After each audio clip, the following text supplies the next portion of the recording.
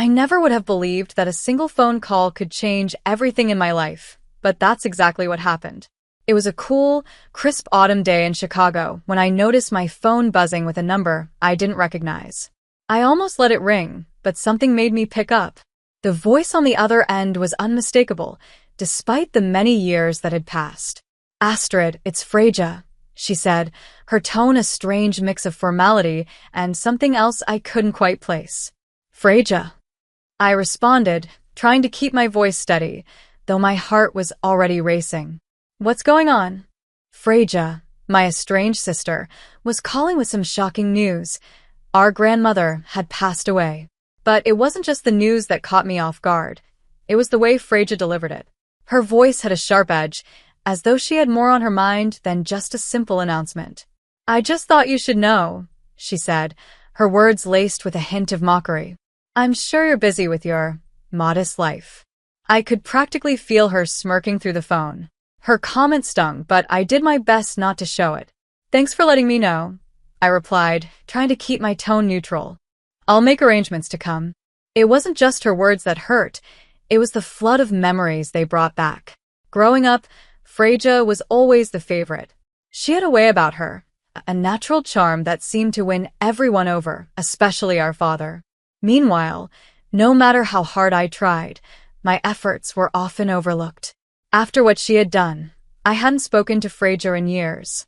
She had taken Algot from me, and with that betrayal, I cut ties. Not just with her, but with most of the family. It wasn't only about losing Algot, it was the way it highlighted the imbalance I had always felt in our family. Algot had once been my fiancé. We had plans for a future together, a life we had carefully mapped out. But then Freja, with her magnetic pull, stepped in. Algot left me for her, and I was heartbroken. It wasn't just the end of a relationship, it was a deep betrayal that left lasting scars. Our family had always been a complicated one. My father, stern and unyielding, clearly favored Freja, who was more like him in temperament. My mother, while kind, was often caught in the middle. She did her best to support me, but it was clear that Freja had always been the apple of their eye. After the breakup, I had made the choice to leave that chapter of my life behind. I quit my job as a school administrator and focused on building a life with my husband, Folky. He was a tech executive and he loved me for who I was, not for who I tried to be.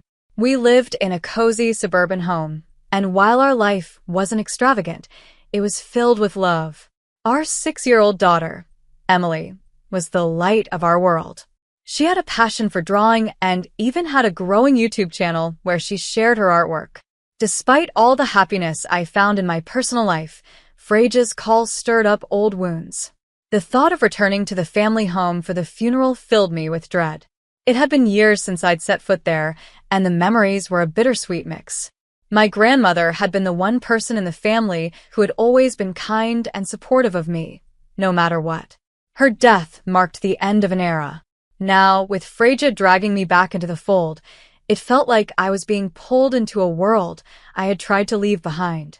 The next few days were spent preparing for the trip, but no matter what I did, I couldn't shake the feeling that Freja had more in mind than just announcing our grandmother's passing.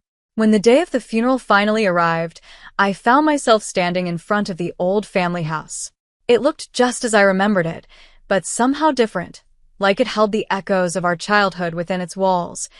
Echoes of laughter, arguments, dreams, and disappointment. Inside, the house was heavy with both grief and nostalgia. I saw familiar faces, some clouded with sorrow, others filled with something less sincere. As I moved through the crowd, my eyes landed on Freja. She was surrounded by people, her presence commanding attention as always. She looked just as polished and composed as I remembered, her charm effortlessly pulling people into her orbit. Watching her, I felt a deep unease. Even after all these years, it felt like nothing had changed between us. We were still caught in the same old rivalry, still playing the same roles we had grown up with. During the funeral service, just as the eulogies were being given, Freja managed to catch me alone. "Astrid," she said, offering a smile that didn't quite reach her eyes. "It's been a while." "Yes, it has." I forced a smile in return, trying to keep my emotions in check. How have you been? Oh, you know, she replied, her voice dripping with sweetness that didn't feel genuine. Life's been interesting. I could hear the subtle challenge in her words, the old competition between us lingering just beneath the surface. As I stood there looking at her, I realized that this wasn't just a funeral. It was a confrontation with the past, with all the betrayals and choices that had shaped both of our lives. Little did I know, this encounter would lead to revelations that would shake everything I thought I knew about Freja and about our family. The tension in the days leading up to the funeral had been unbearable, and now it was coming to a head. I tried to focus on my own family, Folky, Emily, and our quiet, steady life, but it was hard to ignore the pull of the reunion with Freja. The echoes of the past seemed louder than ever. On the day of the funeral, the house felt alive with those memories, as if the walls themselves were watching over us, guarding all the secrets from our past. As I entered the living room, I felt Freja's gaze on me again. She approached me, her polished exterior intact, but this time her smile seemed more genuine, though still edged with something I couldn't quite trust. I've been meaning to catch up, she said, her voice filled with curiosity. It's been so long since we've really talked. Yes, it has, I responded, struggling to keep my emotions in check. I watched Freja with a mix of curiosity and frustration. Beneath her confident exterior, I knew there was a maze of deceit and manipulation. It was hard not to notice how she casually mentioned Algot, my former fiancé, and now her ex-husband. The way she dropped his name into conversation, acting as if their failed marriage didn't bother her, felt like she was reopening old wounds. Algot had once been my entire world. We had been planning a life together until Freja, with her usual charm and slyness, swooped in and took him away. The betrayal shattered me, leaving me broken and unsure of who I could trust. And now, seeing Freja flaunt her life as though none of it mattered made all that pain rise to the surface again. As the evening wore on, I knew I couldn't just let these feelings fester anymore. I needed to confront her, to finally get some closure. As the crowd of mourners began to thin out, I pulled Freja aside, finding a quiet corner in the house. Freja, can we talk? I asked, trying to keep my voice steady despite the tension I felt. She looked at me, her eyes narrowing slightly. Of course. What's on your mind? I need to understand why, I said, feeling my heart race as I struggled to control my emotions. Why did you take Algot from me? What made you think it was okay to just steal him away like that? Her expression shifted from a fake cheerfulness to something colder, more calculating. Astrid, it wasn't about taking anything. Algot and I had our own connection. You just didn't see it. You manipulated him. I shot back, my voice shaking with anger. You knew how much I loved him. Freja shrugged, completely unfazed by my rising emotions. Algot made his own choices. You need to let it go, Astrid. Life moves on. Her dismissive attitude was infuriating. You've never understood, have you? I asked, feeling the old hurt bubble up. It wasn't just about Algot. It was about how you always seemed to get everything handed to you while I had to struggle for every little thing. Freja's face hardened. Don't blame me for your problems. We all have our battles. Maybe if you had been more assertive, things would have turned out differently for you. Her words cut deep, hitting all the old insecurities I'd tried so hard to bury. I wanted to lash out, but I took a deep breath, forcing myself to stay composed. This isn't just about Algot, I said, my voice quieter but still strong. It's about our family, the way everything was always stacked against me. Before she could respond, we were interrupted by the arrival of some distant relatives, forcing me to step away from the confrontation. The conversation was left unresolved, and the rest of the evening passed in a blur of faces and condolences. But my mind was stuck in the past, replaying everything that had been said and everything that hadn't. The next day, as the funeral wrapped up, I felt a strange mix of relief and apprehension. Our family dynamics were as tangled as ever, and I couldn't shake the feeling that there was more to uncover. Freja's perfect image was beginning to crack, and I was determined to get to the bottom of it. Leaving the funeral, I felt heavy with the weight of all that had been left unsaid, but I also had a renewed sense of purpose. The confrontation with Freja had opened a door to deeper truths, and I wasn't going to let it close without finding out everything. I was ready to face the lies and deceptions that had shaped our lives, no matter what it revealed. In the days following the funeral, an uneasy calm settled over me. I kept replaying my conversation with Freja, searching for clarity in the mess of emotions. It was obvious that the issues in our family were far from resolved. My mother had apologized, but it wasn't enough to fix the rift that had been growing for years.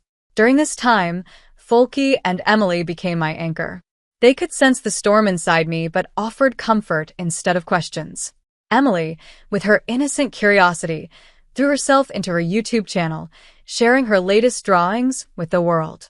Her joy was a much-needed light in all the darkness I felt. But it didn't take long before things escalated again. Freja, ever the drama queen, took to social media to throw subtle jabs at me. Her posts, dripping with sarcasm, painted her life as a picture of success while implying that mine was boring and insignificant. It was infuriating to watch her try to diminish my happiness in such a public way. That's when I realized we had a weapon of our own, Emily's YouTube channel. One evening, after seeing another one of Freja's cruel posts, Emily and I decided it was time to push back. We made a video together, using her platform to subtly counter Freja's lies. The video focused on the positives in our life, showcasing Emily's artwork and the love in our home. But underneath it all, there were clear references to the falsehoods Freja had been spreading. The video, innocent on the surface, quickly gained traction.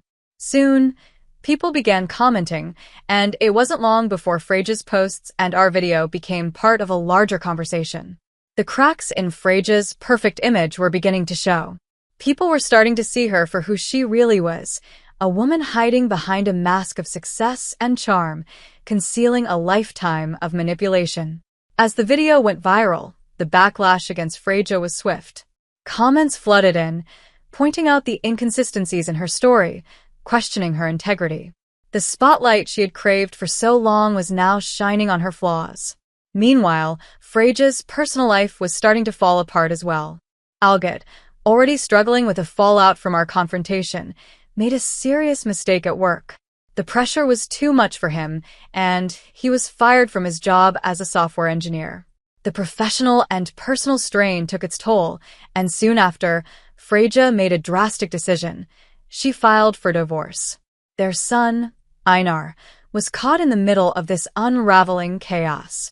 The perfect life Freja had worked so hard to present was now crumbling around her.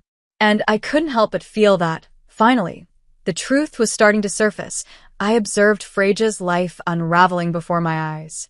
Her once privileged world was crumbling, and the final blow came when her son, Einar, was placed in a care facility due to her unstable situation.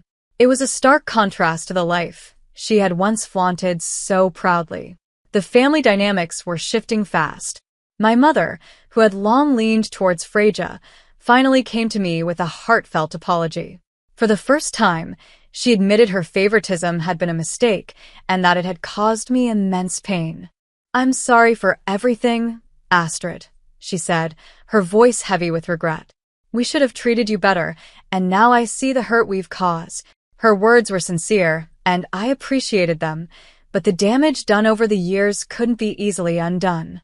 While her apology was a step toward healing, the scars remained, and I chose to keep a cordial but distant relationship with her. My focus now was on what truly mattered, my own family, their happiness, and our well-being.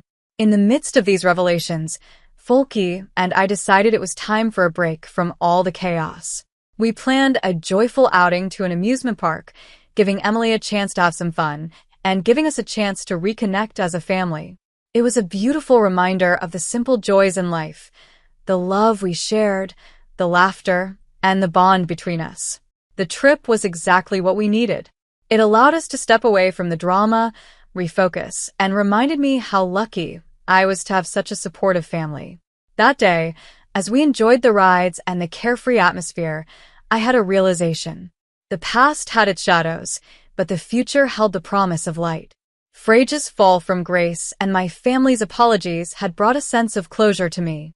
Though the journey wasn't entirely over, I felt ready to embrace the present and look forward to a brighter future. In the weeks after our family outing, a deep calm settled over me. The turmoil that had once dominated my life was finally starting to fade. As I looked around at Folke and Emily, I realized how much we had grown through the challenges we faced. Frage's downfall was difficult to watch, but it served as a reminder of the consequences of envy and manipulation. Her attempts to belittle my life had backfired, leading to her own ruin. The divorce, the loss of her son to a care facility, and her tarnished reputation were harsh but inevitable consequences of the choices she had made. Algot, once a central figure in my life, now existed only as a memory. He, too, was struggling. After losing his job, he found it hard to get back on his feet. But I felt detached from his struggles. My focus had shifted entirely to my own family and the life we had worked so hard to build. Folke and I continued to nurture our relationship, finding strength and comfort in one another. Emily thrived in her creative endeavors, her YouTube channel still a source of joy and positivity in our lives. Watching her grow, express herself, and find happiness reminded me every day of what truly mattered. Then, one day, I received a letter from my mother. In it, she expressed her sorrow for how things had turned out and asked for my forgiveness. While her apology was heartfelt, I knew that healing our relationship would take time. I responded kindly, acknowledging her regret, but also emphasizing that we needed to focus on moving forward. The family dynamics had shifted permanently. The experiences of the past had taught me valuable lessons about resilience, forgiveness, and the importance of standing my ground. Healing from those wounds would require more than time. It required understanding and a willingness to let go of the resentment I had held for so long. As I reflected on everything that had happened, I saw that the pain of the past had made my own family's bond even stronger.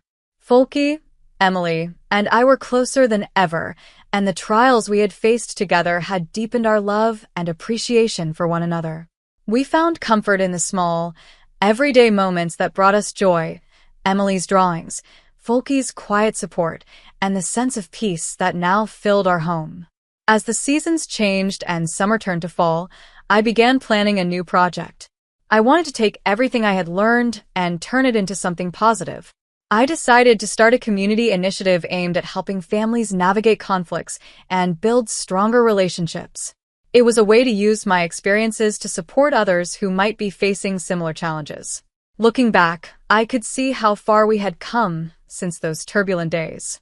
The confrontation at my grandmother's funeral, the revelations that followed, and even the social media drama had all contributed to a profound transformation in me. Frage's story became a cautionary tale, but it was also a testament to the strength I had developed over the years. I had learned to move forward with love and grace, and that had made all the difference.